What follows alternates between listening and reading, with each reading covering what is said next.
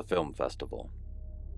Every fall, there is a film festival where cosmopolitan elite converge on a mountaintop in Colorado. Some of the film screenings are open to the public, and some are private. The most exclusive of these gatherings is whispered to take place deep in the wilderness. In an interview scrubbed from the internet, and now only found in the deepest corners of the dark web, former child star Gabe Teller claims he attended a private party in 1992 at a compound in the forest. He describes all manner of debauchery, including a ritualistic sacrifice. The guest of honor was only 7 years old.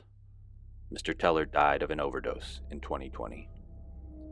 On September 4, 2023, Kenneth Jones was standing with co-workers Crystal and Destiny on the corner of Colfax and Fulton when the black Tesla Model X pulled up and the window rolled down. The man inside had a mustache and designer sunglasses, and Kenneth got in and they drove around the block and parked. "Would you like to participate in a prestigious film festival?" the man with the mustache asked. "What does participate mean?" The man with the mustache smiled. "It means attend a private film screening and the festival party afterwards, also private. It will require travel and an overnight stay. Your services will be required, your phone will not be. We will take care of everything." The black Tesla Model X drove right onto the airfield and into a hangar and parked next to a white jet and two other black Teslas, gull-wing doors ajar.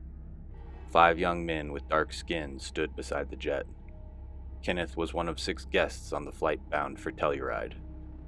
During the gold rush, when it was a bustling mining town, grizzled prospectors used to say, "To hell you ride." When the jet was landing, Kenneth felt as though they might slam into the mountainside, and his heart was still thudding within his chest as he disembarked and stood looking at 3 black Teslas waiting on the runway, wings spread.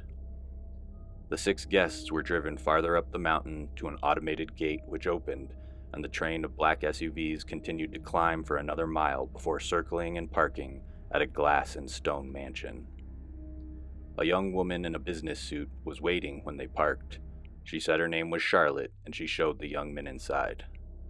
The line of misfit toys followed behind this stern-looking woman, past large fireplaces and walls lined with black and white stills from silent films. Each of the 6 guests were given their own room, each of which had its own bathroom. Kenneth sat alone on the bed looking out a wall of glass at a red rock cliff and pine trees.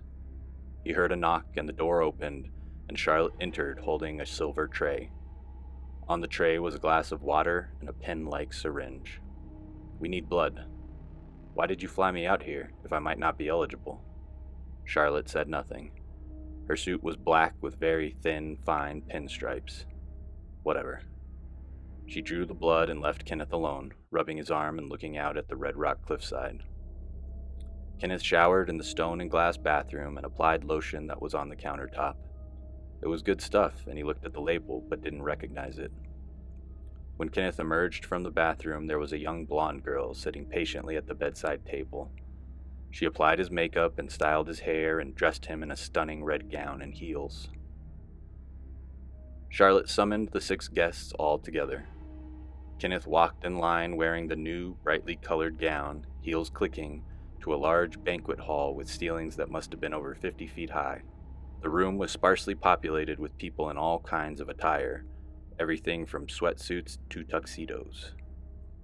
Charlotte led the 6 guests through the smoky hall to a lounge area with 2 couches where they were asked to sit quietly. Kenneth wore a nervous smile looking around the hall, but no one else seemed to be aware of them. Everyone just continued to converse and drink and smoke and snort and swallow. After nearly 3 hours, the vaguely Latin guest wearing a blue dress stood, looking all around with a sense of urgency. Charlotte materialized from the bar. "Please sit down." "It's been hours, I gotta pee." Charlotte clenched her jaw. "Follow me." They disappeared and Charlotte returned, but the guest in the blue dress did not. A man in his 20s wearing jeans and a pink polo walked over to the group and began speaking with the young Puerto Rican-looking boy wearing a green dress.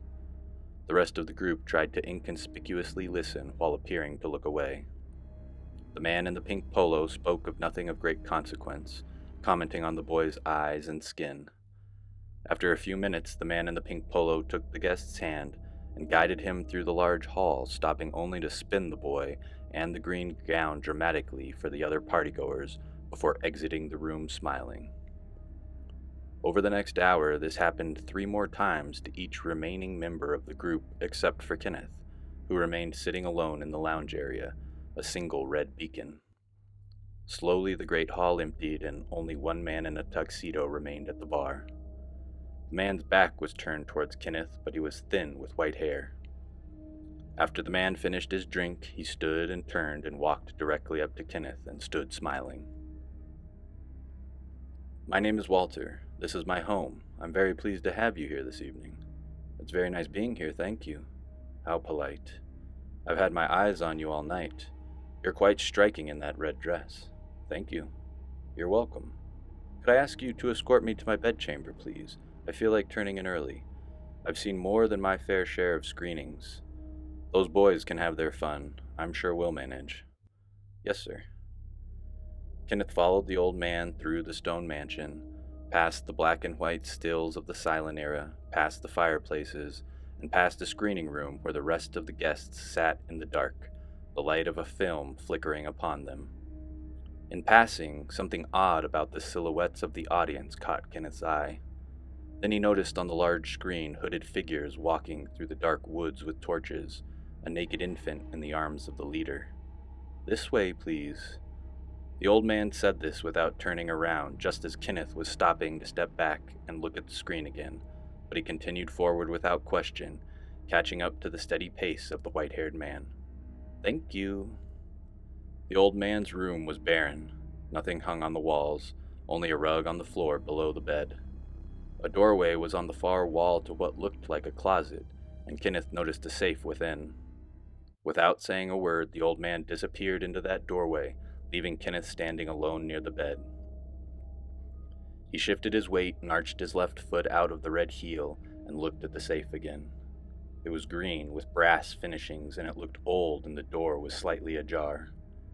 The old man walked out naked and handed Kenneth a glass of what he thought was water. When Kenneth awoke, he was naked on the bed, the sheets disheveled. The old man was face down on the floor next to the bed. Kenneth's vision was groggy and blurry, the lights bright. He felt sticky. "Sir, are you okay?" "Nothing." "Sir?" The old man wasn't breathing. Kenneth tried to stand, but fell. He felt barely aware of his senses, like he was watching all of this and not experiencing it, and he wasn't even sure of his own thoughts, but he stood up, gained his balance, and walked towards the safe. Inside were VHS tapes, maybe a dozen. He looked under and behind them, but there were only the tapes. Kenneth took the top one. He dressed in the red gown and left. Tape in one hand, heels in the other, Kenneth crept through the stone mansion. It was silent. The room where the screening had taken place was dark and empty. Candles had been lit and flickered, lining the hallways of the mansion. Kenneth kept moving forward, turning down unknown corridors, slowly staggering through the kitchen, then a large pantry, and down another hallway towards a back entrance. Kenneth heard insects the instant he cracked open the door. It was dark and he didn't know what time it was. He ran barefoot across the yellow fractals of landscaping light spread upon the stone path, his red dress flowing behind him, a demonic specter in the night. His heart was racing, the cool night air washing away the last drowsiness of whatever was in the water. Kenneth saw lights. Not flashlights, but torches, fire moving through the trees into the dark woods. He paused and swallowed. Then Kenneth left the stone path and started moving towards the trees. Within 10 feet from leaving the path, Kenneth had to stop and put on the high heels because he felt like his feet were getting cut. The torches were moving out of sight. Hobbling in his heels, tree to tree, the VHS tape still clasped tightly in his right hand, Kenneth moved towards the lights. He could hear faint talking. His breathing was escalating and getting irregular, and Kenneth kept repeating, "Just breathe," over and over in his head, anxiety in his throat and chest. The scream was so loud and guttural that Kenneth's mouth opened in a reflexive, jerky way, as if he was going to vomit. The screaming did not stop. Kenneth ran. He lost his heels within a step or two and didn't even feel the forest floor lacerating the soles of his feet. When he tumbled down a slope and slammed sideways against a tree, he only made some frantic noises before standing and sprinting again into the night. He still held tight to the tape. The fence was probably 15 feet high. He struggled at one section after the next with no progress until he finally stopped and looked for the closest tree. Moving urgently, with his eyes darting back and forth between the pines, he moved along the fence line until he found one that was right. Kenneth climbed the tree to the sturdiest branch that was just higher than the fence and stood with his bleeding feet edging out as far as possible. The branch bent down and his feet began to slip, and he jumped with everything he had, and he cleared the high fence, landing hard on the other side. Kenneth didn't stop running for 20 minutes. His face was bleeding, his feet were bleeding, and the red dress was torn, exposing the dark flesh of his upper thigh. "Run," kept repeating in his head as he gasped for air. Kenneth sprinted wildly out in front of the first headlights he saw. It was a black SUV, and his heart dropped, and he was about to continue running until he heard, "Are you okay?" He held his hands up to shield his eyes from the headlights, and he faintly saw blonde hair poking up from the open driver's side door.